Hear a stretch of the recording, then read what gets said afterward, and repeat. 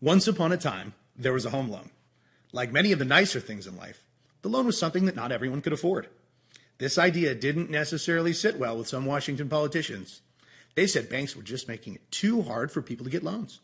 So, one day, they decided to change the rules and make the banks give more loans out to people, even if they may not have been able to pay it back. As time went on, the new loan seemed to be doing its job.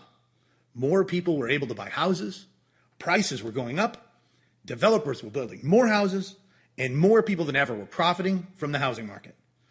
The big Wall Street investment banks started making loans too. The more loans they made, the more money they made. So what do you think they did? That's right, they changed the rules again and made it even easier for people to get loans. Everyone was making so much money that they forgot about the rules entirely. It got so easy that people could buy a home without any money at all. Things were great until one day, people began no longer making their loan payments to the bank. Folks who had fibbed about how much money they made just couldn't afford to make the payments anymore. So many people stopped making the payments that prices started going down. The Wall Street investment banks who had made the loans, the insurance companies that had guaranteed the loans, and even the giant government-backed lenders started running out of money. Things got so bad that it caused a worldwide economic meltdown. Believe me, nobody wanted to take responsibility for that mess.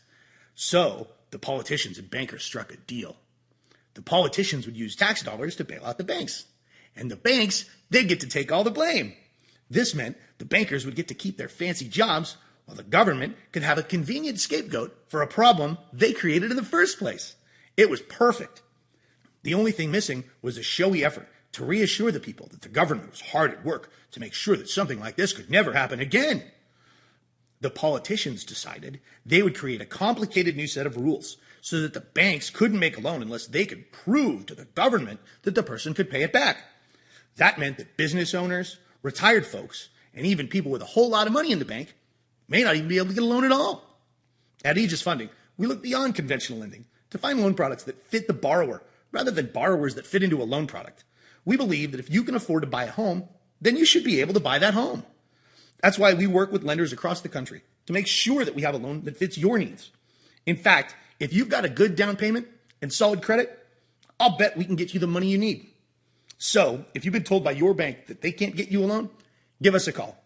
If you're not ready to give up on your dream of home ownership, then neither are we.